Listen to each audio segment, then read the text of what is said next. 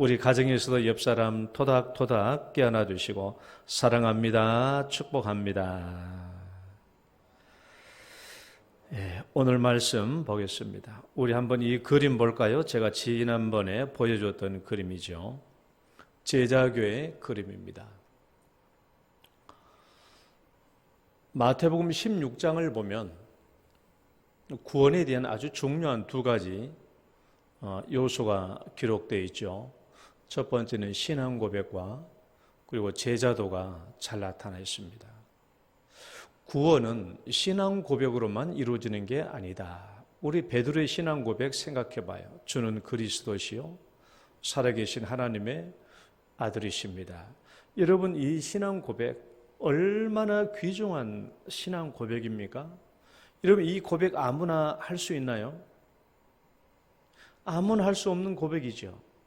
그러나 배우면 누구나 할 수 있는 고백입니다. 아주 쉽게 할 수 있어요. 주는 그리스도시요 살아계신 하나님의 아들이십니다. 이 고백 배우면 누구나 할 수 있어요. 그러나 이 고백이 참 고백인가, 진짜 신앙 고백인가 아닌가 하는 것은 무엇을 통하여 알 수 있어요? 제자도를 통하여 알 수 있어요. 제자도. 자기를 부인하고 자기 십자가를 지면서 정말 예수님의 길을 잘 따르는가, 그렇지 않는가, 이것을 제자도를 보면 그 사람의 입에서 따라 나오는 신앙 고백이 참 고백인지 아닌지 알 수 있는 것이죠. 그래서 예수님께서는 자기를 따르는 길을 넓은 길이라고 말하지 않았어요. 넓은 길이라고 말하지 않고 생명으로 인도하는 문은 좁고 길이 협착하여 찾는 이가 적음이니라, 이렇게 말씀하셨어요. 그러니까 예수님을 따르는 길은 넓은 길이 아닙니다. 입으로 신앙 고백만 하고 그냥 쉽게 따라다니는 그런 길이 아니라는 거예요. 참된 구원의 길은 신앙 고백과 더불어 제자도가 있는 협착하고 좁은 길입니다. 본 회퍼는 그의 책 제자도의 대가라는 책에서 이렇게 말했습니다. 제자도 없는 구원은 그리스도 없는 신앙이다. 한번 따라해 볼까요? 제자도 없는 구원은 그리스도 없는 신앙이다. 여러분 생각해 보세요. 제자도가 없는 구원은 그리스도가 없는 신앙과 같다라는 거예요. 여러분, 예수 빠진 신앙이 존재할 수 있을까요? 예수 없는 신앙이 존재할 수 있을까요? 그럼 마찬가지로 제자도가 없는 구원은 있을 수가 없다라는 것이죠. 제자도가 없는 구원은 구원이 아니라는 것입니다. 그러니까 구원의 한 세트는 신앙 고백과 제자도입니다. 신앙 고백과 제자도가 구원의 한 세트예요. 하나만 있으면 구원받을 수 있는 것이 아니라 신앙 고백과 제자도가 한 세트로 있어야 이 사람의 구원이 합당한 구원이다라고 말할 수 있다라는 것이죠. 또 다시 한번 맨 처음에 그림 볼까요?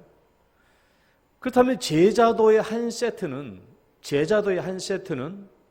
예수 닮음과 지상 대명령이에요. 처음 그림 다시 보여줘 봐요. 제자도의 한 세트는 예수 닮음과 복음 전파입니다. 예수 닮는 것이, 예수 닮음과 복음 전파가 왜 제자도의 한 세트냐? 하나님께서 우리를 창세전에 선택과 예정해 주시고 우리를 구원해 주신 목적이 로마서 8장 29절 말씀을 보면은 아들의 형상을 본받게 하기 위하여 그랬거든요. 하나님께서 우리를 구원해 주신 목적이 아들의 형상을 본받기 위함입니다. 그러니까 우리는 구원받았다고 한다면 우리는 힘을 다해서 예수님의 형상을 닮아가야 돼요. 그래서 이것이 구원의 제자도의 한 세트이고, 또 남은 한 가지는 뭡니까? 예수님이 돌아가실 때 우리에게 주신 명령이 지상대명령이거든요. 제자 삼으라요. 복음 전파입니다. 이게 사명이죠. 그러니까 예수 닮음은 구원의 목적이고 복음 전파는 구원받은 모든 사람에게 주어주신 사명이에요. 그래서 이 두 가지가 제자도의 한 세트입니다. 하나는 해도 되고 하나는 하지 않아도 되는 것이 아니라 예수 닮는 것과 복음 전파가 우리 신앙생활의 중요한 한 세트라는 거예요. 우리가 성령을 받으면 이 두 가지를 할 수 있어요. 이 제자도의 이 두 가지는 성령을 받으면, 우리가 성령 받으면 예수 DNA가 우리 안에 거하게 되고 예수 씨앗이 점점 자라게 돼서 우리가 점점 예수님을 닮아가게 되고 예수님을 본받으려고 하게 되고 예수님을 사모하게 되죠. 또 성령을 받으면 우리가 복음 전하는 일을 할 수 있어요. 우리가 사도행전 1장 8절을 읽었는데 다시 한번 읽어봐요. 오직 성령이 너에게 임하시면, 시작. 오직 성령이 너에게 임하시면 너희가 권능을 받고 예루살렘과 온 유대와 사마리아와 땅끝까지 이르러 내 증인이 되리라. 성령이 우리에게 임하면 우리는 제자도의 이 두 가지의 목표를 두고 달려갈 수 있는 것입니다. 그렇다면 여러분, 지금 나의 구원에는 제자도가 포함되어 있습니까? 지금 나의 구원에는 제자도가 포함되어 있습니까? 제자도, 신앙 고백과 제자도, 제자도 안에는 예수 닮음과 그리고 복음 전파, 이 두 가지가 우리 구원 안에 포함되어 있는가? 구원받은 성도라고 한다면 누구나 예외 없이 이 두 가지가 우리의 가장 큰 관심사요, 가장 큰 목표가 되어야 할 것입니다. 그렇다면 이 두 제자도, 즉 예수를 닮는 일과 복음 전파하는 이 일, 이 두 가지는 별개의 일인가? 별개의 일인가? 예수 닮는 것과 그리고 복음 전파하는 이 두 가지는 정말 별개의 일인가? 아니면 밀접하고 긴밀한 관계에 있는가? 여러분 어떻습니까? 예수 닮는 것하고 복음 전파는 아주 긴밀한 관계에 있죠. 왜냐하면 어떤 사람이 복음을 전파하느냐에 따라서 그 복음이 잘 받아질 수도 있고 그 복음이 거절될 수도 있기 때문입니다. 이제 제가 중학교 1학년 때 얘기 좀 해볼까 합니다. 제 속마음을 그때는 한 번도 누구에게 말한 적이 없는데 제가 중학교 1학년 때입니다. 우리 마을에도 교회 다니는 친구들이 있었어요. 장로님 아들도 있었고 또 몇몇 제 친구들이 교회를 다녔어요. 물론 저는 어렸을 때부터 기독교의 비판적인 아버지 밑에 자라서 은연중 그런 아버지의 영향을 많이 받은 것 같아요. 그 중학교 때 교회 다니는 그 친구들의 모습을, 행실을 보면은 내가 보기에 그렇게 바람직하지가 못했습니다. 그들이 나하고 다른 것이 있다면 그냥 교회에 다니는 것뿐. 그들의 행실은 별반 훌륭하지 못했어요. 그런데 우리 반 반장이었던 양호복이라는 친구가 있었습니다. 우리 반 반장 양호복. 그 친구는 나하고 초등학교 같은 초등학교를 다니지 않았어요. 우리 섬에 초등학교가 4개가 있고 분교가 하나가 있었습니다. 우리 다닐 때 섬이 꽤 커요. 그 친구는 나하고 다른 초등학교를 다녔기 때문에 그 친구의 초등학교 생활은 내가 못 봐서 잘 모릅니다. 그러나 중학교에 들어와 가지고 같은 반에서 그 친구의 행실을 봤을 때 그 친구가 말하는 것이나 행동하는 것이나 학생들에게 지도하는 반장으로서의 모습이나 이 모든 것을 보면은 정말 다른 친구들하고 달랐어요. 정말 그 친구는 내가 보기에 너무나 훌륭한 인품과 인격을 지니고 있었고 중학교 1학년인 내 마음에 굉장히 그 친구가 감동으로 다가왔습니다. 그 친구는 얼굴도 굉장히 잘생겼습니다. 얼굴도 잘생겼고요. 또 공부도 전교에서 1, 2등 했어요. 이 친구가 1등 하면은 고금추리가 2등하고 고금추리는 고훈이라는 안산에 있는 고훈이라는 목사님의 조카입니다. 그 일찍이 나중에 보니까 양호복이도 교회 다니고 고금칠도 같은 교회 다니는 거예요. 그 양호복이는 그 교회의 담임 목사 아들이고 고금칠이는 그 교회의 장로 아들이었어요. 그러니까 이 두 아들이 한 명이 전교 1등하면 한 놈이 전교 2등하고 1등하면 2등하고 공부도 잘했는데 아무튼 고금칠이는 놔두고 고금칠이는 지금 춘천에서 치과 의사하고 있는데 그 친구는 놔두고 이 양호복이라는 친구는 정말 내가 중학교 1학년 때 이 친구의 모습을 봤지만은 정말 마음에 너무너무 감동이 왔습니다. 이야, 참 저렇게 훌륭한 친구가 있다니. 그리고 나는 그때 속으로 이런 마음을 했어요. 이런 마음을 가졌어요. 나는 호복이가 나보고 교회 가자고 하면 갈 거야. 그런 생각을 했어요.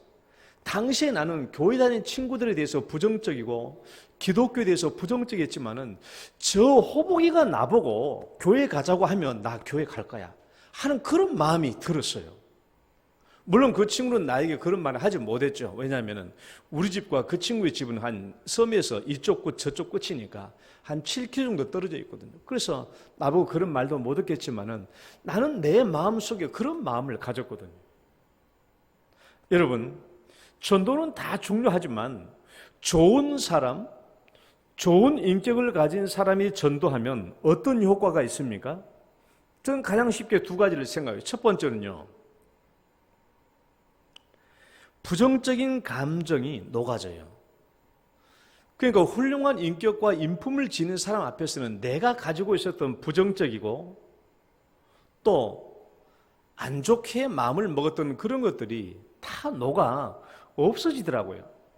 나는 기독교에 대해서 반발적이고 교회 다니는 친구들을 탐탁지 않게 생각했는데 그 친구 앞에서는 그게 다 없어지는 거예요.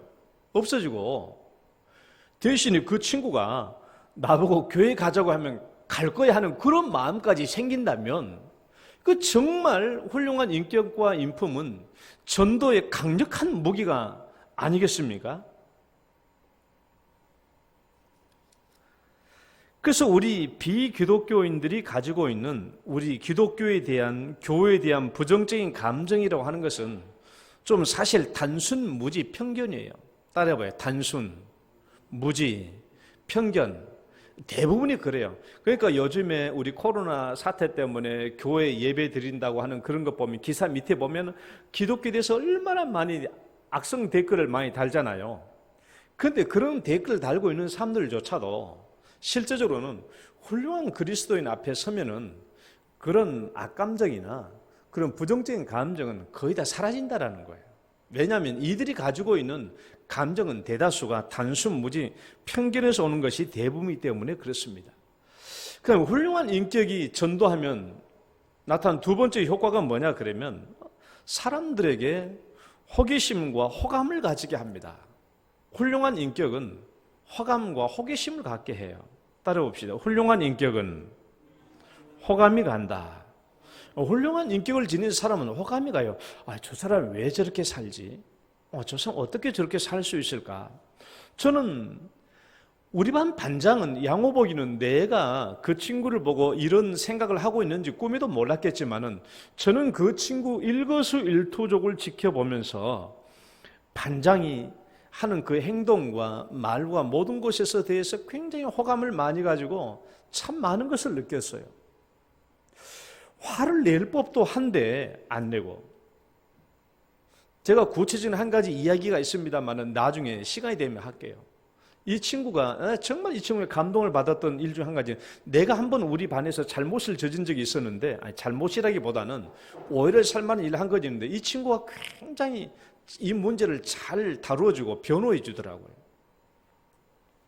그래서 나는 그 친구를 보면서 참 궁금해서 도대체 저 친구는 어떤 사람인가 참 궁금했어요. 이런 베드로전서 3장 13절도 같은 말씀이 있어요. 너희 마음에 한번 읽어봐요. 시작. 너희 마음에 그리스도를 주로 삼아 거룩하게 하고 너희 속에 있는 소망에 관한 이유를 묻는 자에게는 대답할 것을 항상 준비하되 온유와 두려움으로 하고. 여러분 이 말씀을 보면은 너희 마음에 그리스도를 주로 삼으면 우리는 거룩하게 되죠. 우리는 예수 형상을 담게 돼요. 우리는 좋은 사람이 돼요. 그러면 사람들은 우리에게 물어요. 너는 마음에 어떤 소망을 가지고 있기에, 너는 어떤 마음을 품고 있기에 그렇게 좋은 사람인 거냐 하고 묻게 된다라는 거예요. 우리 삶에 대한 소망의 이유를 묻게 됩니다. 왜? 좋은 사람, 좋은 인격은 그런 궁금증을 자아내게 하거든요.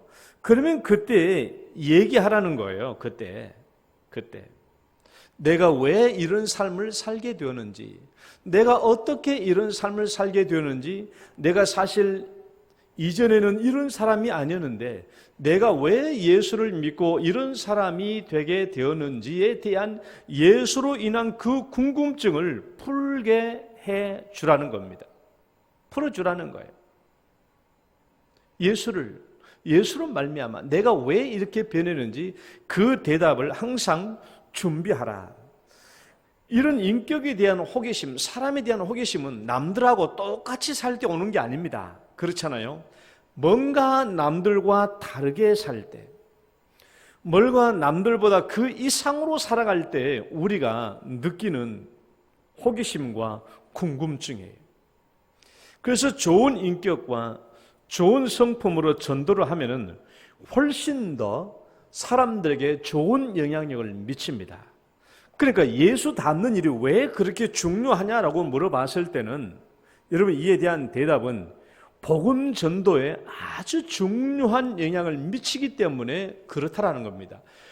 예수 형상을 닮는 것 자체도 목적입니다. 목적이지만은 예수 형상을 닮았을 때 우리가 전도할 수 있는 길이 훨씬 더 잘 열리고 복음에 대한 영향력이 훨씬 더 크기 때문에 우리는 할 수만 있다면 예수 닮는 성숙한 인격과 인품이 되어야 될 줄 믿습니다.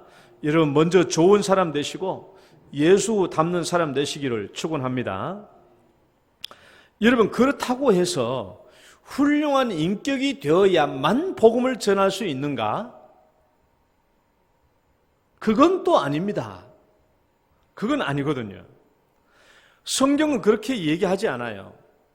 훌륭한 인격을 지녀야만 복음을 전하는 건 아닙니다. 복음 그 안에는 스스로의 전파 능력이 있거든요. 그러니까 내가 꼭 훌륭한 인격이 있어야만 복음이 전해지는 것이 아니라 복음 자체는 스스로 전파의 능력이 있기 때문에 내가 꼭 인격이 부족하다고 해도 복음을 전해야 된다는 겁니다. 지금 아주 횡행하고 있는 코로나 바이러스 이 전염병을 보십시오. 정말 세계 각국으로 퍼져나가고 있지 않아요? 아무리 막아도 그 방역막을 뚫고 이 코로나 바이러스가 전염합니다. 바울 시대 때에도 이 기독교 복음을 뭐라고 표현했냐 그러면 전염병이라고 표현했어요.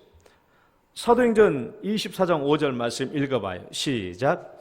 우리가 보니 이 사람은 전염병 같은 자라 천하에 흩어진 유대인을 다 소유하게 하는 자요 나사렛 이단의 우두머리라. 이 더둘로라는 이 유대인 변사가 바울을 고소할 때 쓴 말이잖아요. 전염병 같다라는 거예요. 전염병. 바울이 전하는 복음이 전염병 같다라는 거예요. 아무리 막아도 사람들에게 퍼지고 또 퍼지는 전염병 같다는 거예요.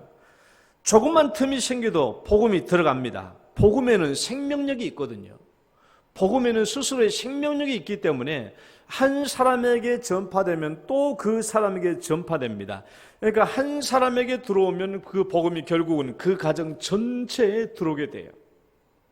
우리 가정도 마찬가지예요. 우리 가정도 7남매, 우리 어머니, 아버지, 우리 7남매 중에서도 제가 제일 먼저 예수를 믿게 되었는데 내가 예수를 믿게 되니까 물론 아버지는 미리 돌아가셨습니다만 내가 예수 믿게 되니까 어머니를 전도하게 되고 형제 자매들 위해서 먼저 기도하게 되고 그들 한 명 두 명 전도가 이루어지는 거 아니겠어요? 만약에 복음 그 자체에 생명력이 없었더라고 한다면 아마 기독교는 로마 10대 박해 때 완전히 다 사라지고 없었을 겁니다. 그러나 박해를 받을수록 더 기독교가 왕성했을 뿐만 아니라 오늘날 지구 인구가 76억 76억 인구 중에서 25억 7천만 명, 33%가 예수를 믿는 기독교인입니다. 복음에는 스스로 전파의 능력이 있어요. 복음은 스스로 전파 능력이 있다는 말은 누구든지 이 복음을 받아들이면 그 복음을 받아들이고 난 뒤에 침묵하고 있는 것이 아니라 스스로 그 입을 열어서 누구에게든지 간에 이 복음을 말하게 되어 있다라는 거예요. 복음을 받아들이면 누구든지 복음을 받아들이면 이 복음을 남들에게 말하지 않고서는 견딜 수 없는 마음, 밭에 감추인 보화를 발견해 놓고 이것을 누가 입 꽉 다물고 있는 사람이 있겠어요? 마침내 말하지 않겠습니까? 그러니까 복음을 받아들인 사람은 입 다물고 있을 수가 없는 거예요. 그것을 다른 사람에게 말하지 않을 수 없는 겁니다. 그냥 복음을 받아들이고도 내가 입 침묵하고 조용히 있다면 그 사람은 구원받은 게 아니죠. 복음을 받아들인 게 아니에요. 저는 아직도 생각납니다. 제가 군대 가기 전에요, 이제 머리 빡빡 깎고 이제 논산으로 가기 직전에 내 친구가 목포에서 이제 레스토랑, 그 돈가스 레스토랑 데려가가지고 내 마지막 저녁 사 먹이고 이제 논산으로 가는 이제 기차 타기 전에 목포에서 그거 탁 먹이고 나한테 와가지고 복음에 대해서 얘기하더라고. 복음에 대해서 그 친구는 복음에 대해서 일절 몰랐는데 대학교 가가지고 복음을 받아가지고 나한테 와가지고 복음을 전하는데, 나는 열심히 돈가스 썰어서 맛있게 먹고 있는데 그 친구는 먹지도 않고 입에 거품을 풀면서 계속 복음에 대해서 얘기해. 너 군대 가가지고 너 성경 필요하면 나한테 편지해라. 내가 성경책 다 줄 테니까. 복음이 들어가니까 스스로 입을 열어요. 가장 친한 친구에게 복음을 열심히 복음을 전도하는 것을 제가 봤습니다. 여러분, 우리가 복음을 받아들이면 누가 어머니에게 이 복음을 들고 가라고 말합니까? 가족들에게 복음을 들고 가라고 누가 말합니까? 아니, 누가 시킨 게 아니에요. 누가 시키지 않아도 부모님께 가서 어머니 이제 교회 가셔야 됩니다. 어머니 교회 가셔야 돼요. 내가 예수 안 믿었을 때는 몰랐는데 이제 내가 예수 믿고 보니까 정말 하나님이 계시고 이 우주 만물을 창조하신 분은 하나님입니다. 하나님이 살아계십니다. 이제 어머니 하나님 믿으셔야 됩니다. 누가 시킨 게 아니거든요. 복음이 들어가니까 그렇게 얘기하는 거예요. 자녀들에게도 그렇게 얘기하고 부부지간에도 그렇게 얘기하고, 복음이 들어가면 스스로 그렇게 얘기하는 거예요. 스스로. 그러니까 복음은 스스로 이런 전파의 능력을 가지고 있기 때문에 내가 인격이 성숙한 뒤에라야 내가 복음을 전할 수 있겠다라는 생각을 가져서는 안 된다라는 거예요.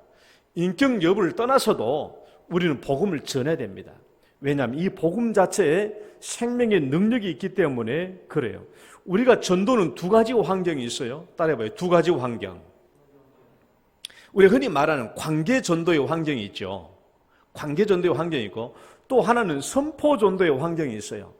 우리가 관계 전도라는 것은 뭡니까? 인격을 매개체로 하는 관계 전도의 환경이고, 선포 전도라고 하는 것은 전혀 낯선 사람에게 가가지고 그냥 복음을 전하는 거예요.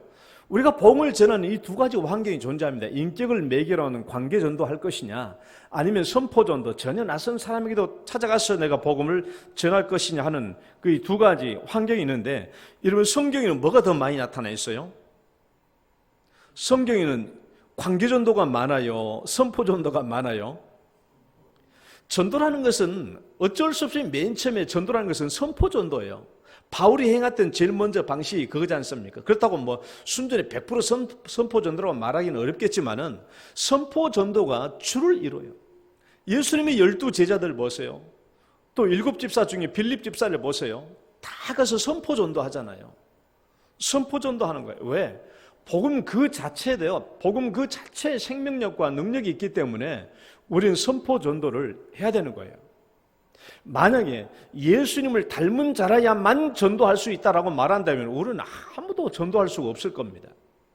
그러나 우리는 선포 전도 환경, 이것도 우리는 함께 늘 가지고 있어야 돼요. 여러분, 우리 잘 생각해 봐요.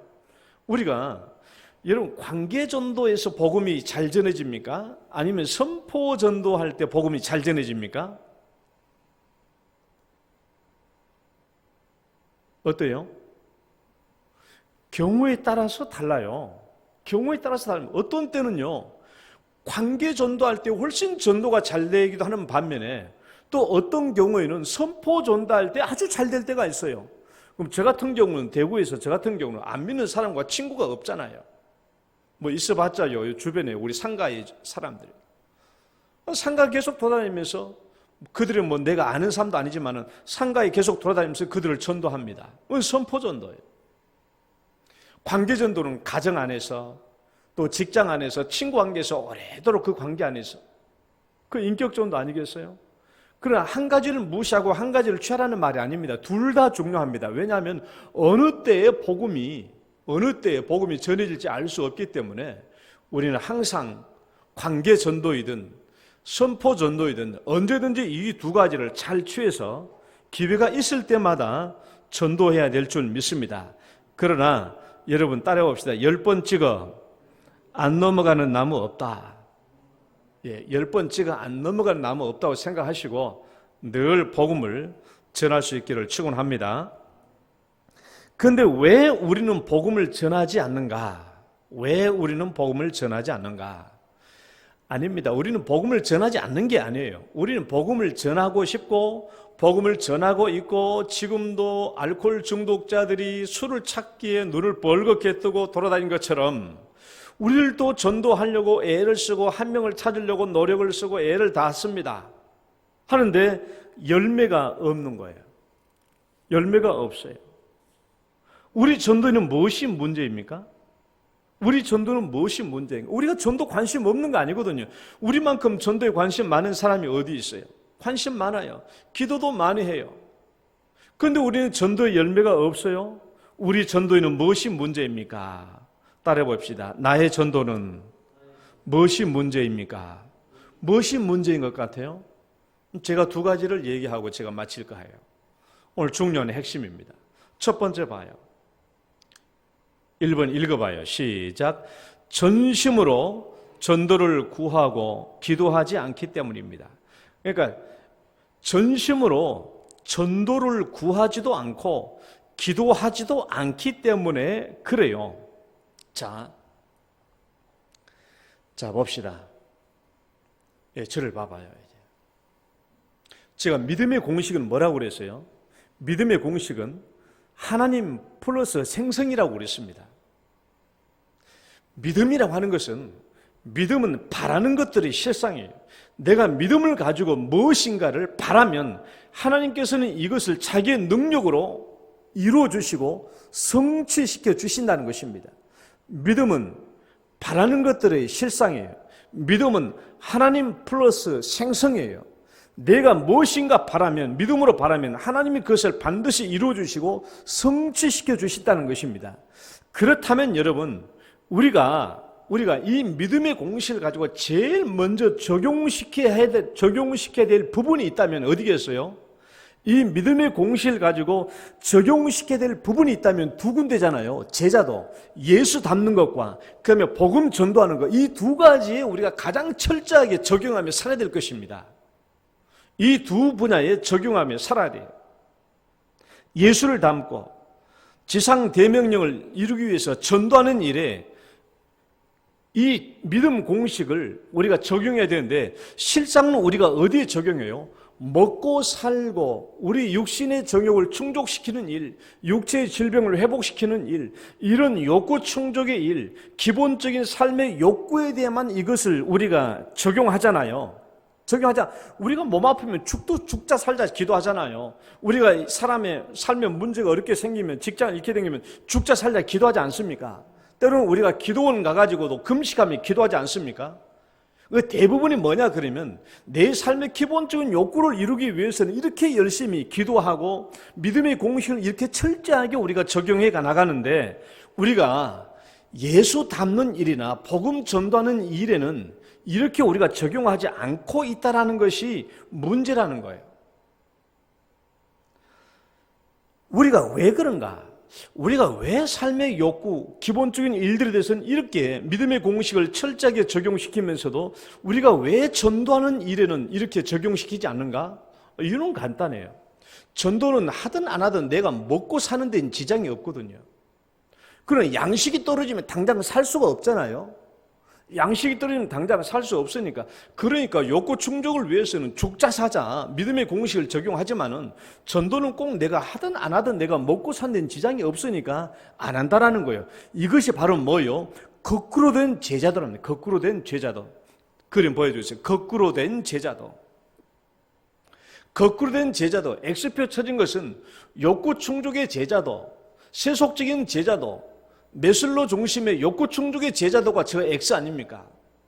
그럼 예수님이 너희는 먼저 그의 나라와 의를 구하라라고 말씀하신 제자도가 0표입니다.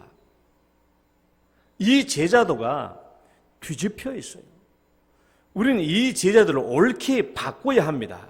바꿔야 돼요. 우리가 예수 닮는 일과 복음 전도하는 일에 믿음 공식을 가장 철저하게 적용해야 돼요. 그걸 바라면 되거든요. 전도의 시작이 무엇인가? 전도의 시작이 무엇인가? 따라봅시다. 전도의 시작이 무엇인가? 이런 뭐라고 생각하십니까? 전도의 시작을 뭐라고 생각하세요? 바라는 거예요. 우리가 믿음의 공식은 믿음은 바라는 것들의 실상이라고 그랬기 때문에 믿음이라는 것은 바라는 것들의 실상이니까 우리가 전도의 시작은 전도를 간절히 전심으로 바라는 겁니다. 전도하기를 바라는 거예요. 전심으로 바라야 되죠. 그 바라지 않는데 어떻게 전도가 되겠습니까? 그러니까 전도의 시작은 내가 먼저 전도를 바라는 거예요. 간절히 바라고 또 바라고 소원하고 또 소원하는 거예요. 따라봅시다. 바라고 또 바라고 소원하고 또 소원하고 그게 전도의 시작이죠. 내가 그 믿음은 바라는 것들의 실상이니까 내가 일단 바라야 되잖아요. 바라고 또 바라고 소원하고 또 소원해야 돼요. 하나님께서 이 일을 기뻐하시기 때문에 내가 이 일을 바라고 또 바라고 소원하고 또 소원해야 전도의 시작이 시작되는 것입니다. 내가 간절히 바라면 그 다음에 일어난 일이 뭐겠어요? 내가 전도를 간절히 바라게 된다면 그 다음에 두 번째 나타난 현상은 하나님을 전심으로 바라게 돼요. 왜? 내가 믿음으로 바라는 것을 하나님께서 자기의 능력으로 이것을 성취시켜 주시니까, 하나님의 능력으로 성취시켜 주니까. 믿음이라는 건 뭐라고 그랬습니까? 믿음이라는 것은 나를 제로화시키고 환경을 제로화시키고 오직 하나님을 100으로 두는 거라고 그랬잖아요. 하나님만이 이 일을 이루실 수 있다고 한다면 우리는 전심으로 하나님을 바라보고 하나님께 매달리지 않을 수 없는 것이죠. 그래서 우리가 진정성 100%, 간절성 100%, 신뢰성 100%, 열정성 100%로 하나님께 부르짖고 기도하게 된다는 거예요. 왜? 하나님만 그 일을 할 수 있으니까. 내가 하는 게 아니니까, 내 능력으로 하는 게 되는 게 아니니까 하나님의 능력으로만 되는 것이기 때문에, 그렇다면 내가 전심으로 하나님께 매달리고 하나님만 바라보고 하나님께 기도하지 않을 수 없다라는 거예요. 이렇게 하나님께 기도하면 무엇이 분명해집니까? 무엇이 분명해져요? 내가 전도할 대상이 분명해져요. 내가 계속 전도하기를 위해서 기도하고 소원하고 바라고 하나님께서 이루어주시기를, 하나님께서 일하여 주시기를 내가 간절히 기도한다면 그 다음에 나타나는 게 뭐냐? 그럼 내가 누구를 전도해야 되지? 이제 누구를 전도해야 될까? 내가 전도해야 될 대상이 분명해지는 거예요. 목표를 찾게 되는 것입니다. 알코올 중독자가 눈을 벌겋게 뜨고 술을 찾고 또 술을 목표로 찾는 것처럼 우리가 이제 전도하게 된다면 그 목표를 찾게 되죠. 전도 대상자를 찾게 되는 거예요. 지금 여러분에게는 전도 대상자가 있습니까? 지금 여러분에게 기도할 때 전도하려고 하는, 여러분들이 전도를 대상자를 놓고 기도하는 사람이 있습니까? 여러분, 전도 대상자를 놓고 지금 기도하는 사람이 있나요?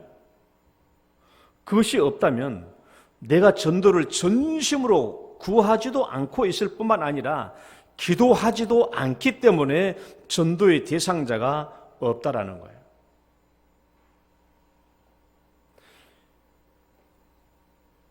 마태복음 7장 7절로 8절 말씀 봅시다. 구하라, 시작. 구하라, 그러면 너에게 주실 것이요. 찾으라, 그러면 찾아낼 것이요.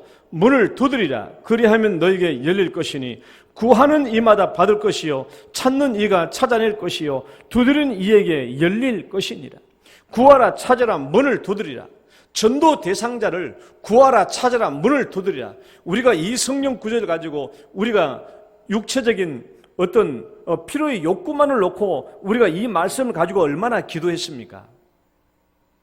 삶의 기본적인 욕구를 이루기 위해서 이 성경 구절을 많이 가지고 인용하며 기도하지 않았어요? 그러나 이 말씀을, 이 귀한 성경 구절을 제자도를 성취하는데, 한 영혼을 전도하는데, 한 영혼을 찾고 구하는데 여러분 이 말씀을 놓고 기도해 보십시오. 하나님은 반드시 우리의 전도 대상자를 찾게 해 주실 줄 믿습니다. 내가 지금 기도하는 중에 전도할 대상자가 없다면, 내가 전도 대상자를 위해서 기도하지 않고 있다면 나는 지금 전도에 대해서 관심이 없다라는 거거든요. 여러분, 전도 대상자를 놓고 기도하시고 간구하면은 반드시 하나님께서 전도할 대상자를 주시고 찾게 해주시고 또 전도할 수 있는 길을 열어주실 줄 믿습니다. 우리가 전도의 결실을 얻지 못하는 두 번째 이유가 있어요. 두 번째 이유 한번 읽어봐요. 결실을 시작. 결실을 맺을 때까지 인내하지 않고 포기하기 때문이다. 우리가 전도의 결실을 맺지 못하는 첫 번째 이유, 우리의 전도의 문제 첫 번째가 뭐라고요? 전도를 전심으로 구하지 않고 기도하지 않기 때문이고, 두 번째는 설사 기도하고 구한다고 할지라도 너무 쉽게 포기하기 때문에 그렇다라는 거예요. 너무 쉽게 포기하는 거예요. 내 자신의 구원을 위해서도 엄청난 인내가 필요하잖아요. 성경 구절 봐봐요. 누가복음 21장 19절. 너희의 인내로.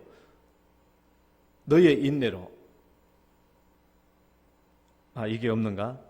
누가복음 21장 19절 말씀 보면 이런 말씀이 있어요. 너희의 인내로 너희 영혼을 얻으리라. 따라해봐요. 너희의 인내로 너희 영혼을 얻으리라. 내가 인내함으로 내 자신의 영혼이 구원을 받는다는 거예요. 내 자신을 구원하는 데도 인내가 필요한데 내가 아닌 다른 사람을 구원하는 데는 얼마나 인내가 필요하겠느냐라는 것입니다. 그런데 우리가 왜 전도할 때 쉽게 포기합니까? 이것 때문이고요. 이제 저를 봐봐요. 왜 우리가 전도할 때 쉽게 포기하냐 그러면은 보지 말아야 할 것 두 가지를 보고 보아야 할 것 한 가지를 안 보기 때문에 그래요. 그러니까 우리가 거꾸로 보고 있는 거야. 안 봐야 될 것을 보고 봐야 할 것을 안 보니까 우리가 실망하고 전도에 낙심하고 중도 포기하게 됩니다. 우리가 보지 말아야 할 것 두 가지는 뭐냐 그러면은 따라해봐요. 나 자신. 첫 번째는 나를 봐서는 안 돼요. 나를 보면 전도 포기하게 됩니다. 여러분, 우리가 전도할 때 나 자신을 보면, 상대방과 나 자신을 비교해보면 나는 저 사람에 비해서 먹고 사는 것도 부족하고 직장도 못 나왔고 인간성도 못 나왔고 뭐도 못 나왔고 못난 게 많아요. 돈도 없고 좋은 데서도 못 살고 지식도 없고 저 사람처럼 배운 것도 적고 이렇게 내 자신을 보면은 전도를 쉽게 못합니다. 어려워지는 거예요. 또 반대로 상대방과 비교해가지고 내가 좀 더 낫다고 쳐봅시다. 그래도 이 친구 나는 교수고 나는 또 멋이고 나는 돈도 많고 인격도 좋고 지식도 많고 배운 것도 많고 했는데 내가 이렇게 좀 더 우월하니까 이 친구를 전도하면 쉽게 올 것 같은데 안 오거든요. 그러니까 낙심되는 거예요. 그러니까 내 자신이 전도하려고 하는 사람보다 더 우월하든 더 못났든지 간에 내 자신에 초점을 맞추고 내 능력을 의지하면 전도는 어려워지고 쉽게 포기하게 됩니다. 그다음에 두 번째, 뭘 보면 안 돼요? 상대방을 보면 안 돼요. 환경을 보면 안 됩니다. 상대방이 나보다 더 훌륭하고 낫고 직장도 좋고 좋은 집도 있고 뿐만 아니라 또 상대방 저 집안은 불교 집안이고 무슨 집안이고 이런 부정적인 환경을 보면 전도 못해요. 쉽게 포기하게 됩니다. 그러니까 이것은 두 가지는 봐야 될 게 아니에요. 나 자신을 봐서는 안 되고 상대방을 봐서는 안 돼요. 이 두 가지를 보면은 전도 쉽게 포기합니다.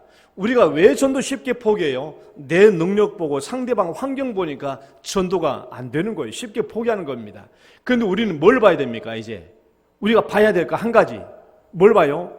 하나님의 능력을 100으로 보라는 거예요. 하나님의 능력을. 이 일을 이루어 주실 분은 오직 하나님이시다. 이 일을 이루실 분은 오직 하나님.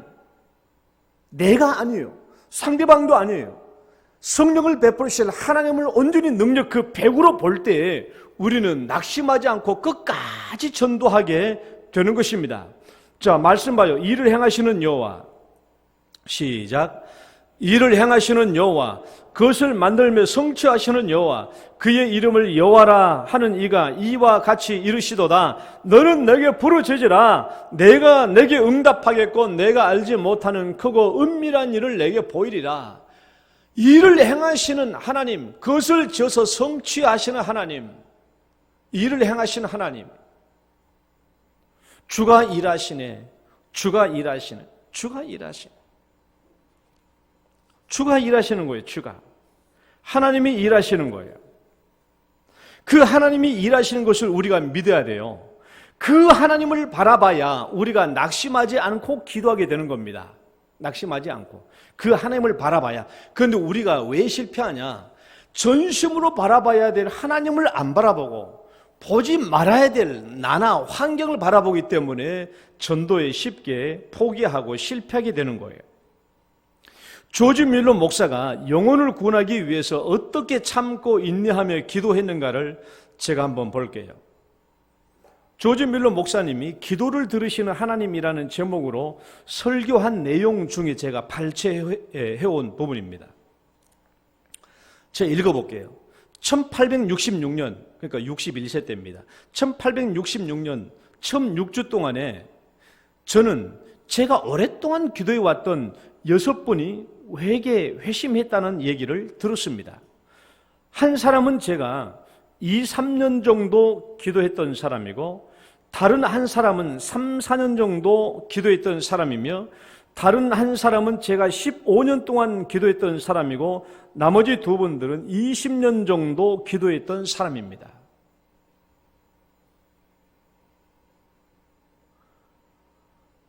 한두 달 기도한 게 아니고 짧으면 2, 3년, 3, 4년, 15년, 20년 이렇게 기도했다라는 거예요. 또 읽어볼게요. 또 나는 그보다 앞서 1844년에 그 39살인데 1844년에 저는 5번의 회심을 위해서 기도하기 시작했습니다. 저는 아플 때나 건강할 때나 육지에 있을 때나 바다에 있을 때나, 그리고 제가 담당하고 있는 책임의 무게가 얼마나 무거운지 상관하지 않고 하루도 빠지지 않고 날마다 이들을 위해 기도했습니다. 이 5분들 중에 첫 번째 사람이 회심하는데 18개월이 걸렸습니다. 저는 하나님께 감사드리고 다른 이들을 위해서 계속 기도했습니다. 5년이 흘러 두 번째 사람이 회심했습니다. 이 사람을 위해서 하나님께 감사드리고 다른 3명을 위해서 계속 기도했습니다. 세 번째 사람이 회심하는데 다시 6년이 걸렸습니다. 저는 하나님께 이 세 번째 사람의 회심을 인하여 감사드리고 다른 2분을 위해서 계속 기도하고 있습니다. 그러나 아직 그 2분은 회심을 하지 않았습니다. 하나님께서 그의 은혜의 풍성함 속에서 수만 가지의 기도를 응답해 주신 저조차도 일부는 기도를 드린 바로 그 시간에 또는 바로 그날에 응답받았음에도 불구하고 여전히 이 2 사람의 회심을 위하여 저는 36년 동안이나 날마다 기도하고 있습니다. 그러나 여전히 이 2분은 회심하지 않는 상태입니다. 다음 달 11월이 되면 제가 그들의 회심을 위하여 기도한 지 딱 36년째가 됩니다. 그러나 저는 하나님께 소망을 두고 계속 기도하면서 그들의 회심에 대한 하나님의 응답을 기다립니다. 그 밑에 각주에 보니까 이 책을 번역한 사람이 그 각주에 이렇게 써놨더라고요. 물론 당시까지 회심하지 않았던 그 2 사람 중에서 한 사람은 뮬러가 죽기 직전에 회심을 하였고 또 다른 한 사람은 뮬러가 죽은 직후에 회심하였습니다. 이런 말이 있더라고요. 여러분, 기도의 대가였고 5만 번 이상이나 기도 응답을 받았던 조지 뮬러조차도 한 영혼을 구원하기 위해서 얼마나 오랫동안 기도했습니까? 몇 년을 참고 기도하고 있냐는 비일비재했던 일이죠. 여러분, 뮬러와 우리와의 차이점이 뭐예요? 밀러와 우리의 차이점은 너무나 명백하잖아요. 조지 밀러는 기도하되 포기하지 않고 끝까지 기도한 반면에 우리는 몇 개월도 기도하지 못하고 너무 쉽게 빨리 포기한다라는 거예요. 만약에 우리가 밀러처럼 포기하지 않고 계속 기도했다면 지금 아마 대여섯 명 이상의 전도의 결실을 맺지 않았을까 하는 생각이 듭니다. 저도 우리 어머니를 전도하는데 5년 가까이 기도하며 전도하며 기다려야 했습니다. 여러분, 전도 열매를 하루아침에 얻으려고 하면 실망하고 낙마하고 쉽게 포기할 수밖에 없어요. 이런 말씀을 맺습니다. 전도 열매를 맺기 위해서는 먼저는 전도를 간절히 바라고 소원해야 돼요. 이게 전도의 시작입니다. 믿음은 바라는 것들이 실상이니까 간절히 바라고 또 바라고 소원하고 또 소원해야 돼요. 그다음에 두 번째는 나를 보지 말고 상대방 보지 말고 능력 백이신 하나님만을 바라봐야 돼요. 보지 말아야 될 것 두 가지를 보지 말고 봐야 될 것 한 가지를 안 보지 말고 나 보지 말고 상대방 보지 말고 오직 능력 백이신 하나님을 끝까지 바라보시라는 거예요. 세 번째는 끝까지 참고 인내하며 기도하라는 거예요. 참고 인내하는 거예요. 저는 이 믿음 위에 부흥 300의 비전을 놓고 늘 기도합니다. 새벽마다 놓고 기도하죠. 부흥 300을 위해서 기도하게 되면 항상 저도 이렇게 기도하게 돼요. 하나님, 저도 바울처럼 전도의 능력자가 되게 해주십시오. 저도 바울처럼 전도의 능력자가 되게 해주십시오라고 기도하게 되고, 그다음에 내가 누구를 전도할 것인가 내 머릿속에 찾게 되고 그 사람들의 이름을 놓고 기도하게 되는 거예요. 저도 우리 가정들 놓고 항상 집에서는 가정 기도할 때 그렇게 기도해요. 야, 어쨌든지 간에 우리 가정으로 인해서 영동교회에 정착하는 사람이 50명은 되게 하자. 50명. 어쨌든지 간에 우리 가정을 통해서 교회에 오게 발을 붙이게 된 사람들이 50명은 되게 하자. 그렇게 기도하거든요. 영동교회 부흥 300을 위해서 기도하자. 부흥 300. 우리가 기도하지 않으면은 안 되겠지만은 우리가 끝까지 믿고 기도하고 우리가 구한다면 반드시 하나님께서는 우리의 기도를 들어주시고 응답해 주실 줄 믿습니다. 그래서 이제 5월달은 힘들 것 같고 6월달에 전도 초청절이 있을 때 이런 미리미리 기도하시고 전도 대상자를 위해서 전도하시고 준비하시면 반드시 우리에게 전도의 열매가 있게 될 줄 믿습니다.